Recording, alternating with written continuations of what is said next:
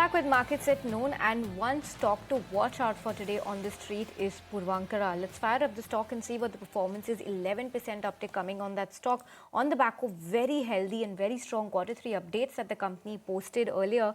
Pre-sales have come in at 1,414 crores, an uptick of 17%. Collections have gone up by 22% on a year-on-year basis. Their average realizations have also seen a spike up of 12% on a year-on-year basis. Let's understand what these numbers mean and what lies ahead for the company. We have Mr. Malana Sasalu, the CEO of South of Puravankara, joining us on the show. Mr. Sasalu, thank you so much for your time. First up, help us understand what has driven the strength in the Q3 update numbers. It's a very strong set that you have reported. Pre-sales are up 17%. Talk to us about what has worked out this quarter and what is the outlook going ahead. Yes, Nehi, thank you for having me on the show.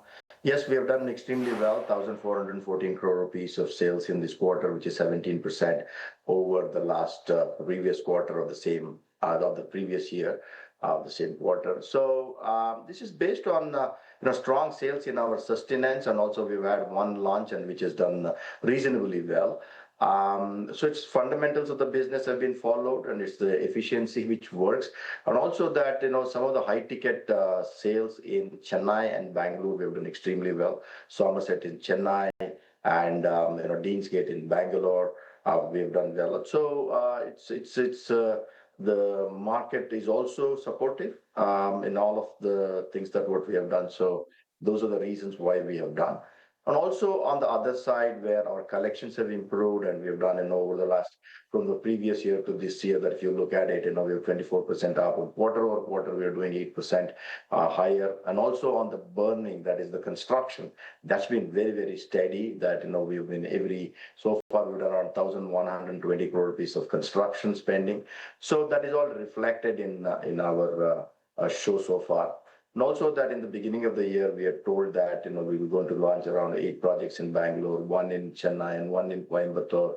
And those launches are also in the pipeline. And then that's moved many number of tables in the government offices. And we expect them to be coming this quarter, and maybe market is looking at that also. And very happy to be being observed. That's right. Afternoon, Mr. Sasalu and Kavita joining in.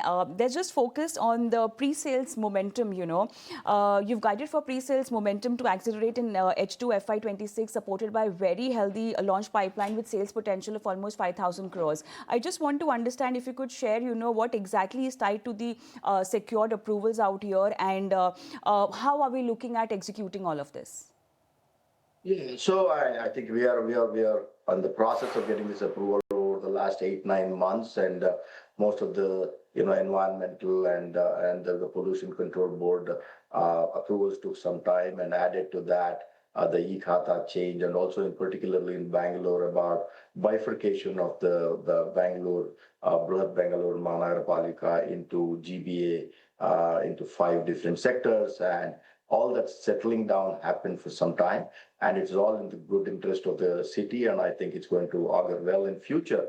But having said that, we had a little bit of delays, and we would have ideally liked to have another 2-3 launches in this quarter, which did not happen, and all of them are now lined up for the next quarter, and we are confident that most of the projects will get launched in the next quarter, or some of them may go to the first quarter of the next year. But the value is not lost; it gets getting postponed. So I think we are in very good shape. So, Mr. Sasalu, would it be correct to conclude that Q4 is going to be even stronger than the momentum we've seen in Q3? From what the projection that what we gave from the beginning of the year about the launches, and so they are coming. Meaning to say that I couldn't predict the launch, the sales. I believe that the sales are going to be stronger. They'll continue to be stronger in that case, and I'm pretty sure that the next quarter should be better than this quarter, even better than this quarter. Yeah, having said that, and we don't give any outwardly projections, but things looks great.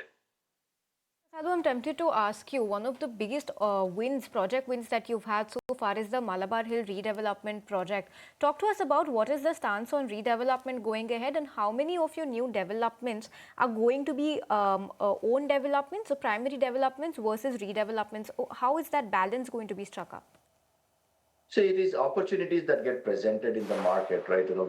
Whenever the redevelopment opportunity is there, we go after that, and when there are new acquisitions wherein we are deploying capital, and when deploying capital, then we are taking a larger risk.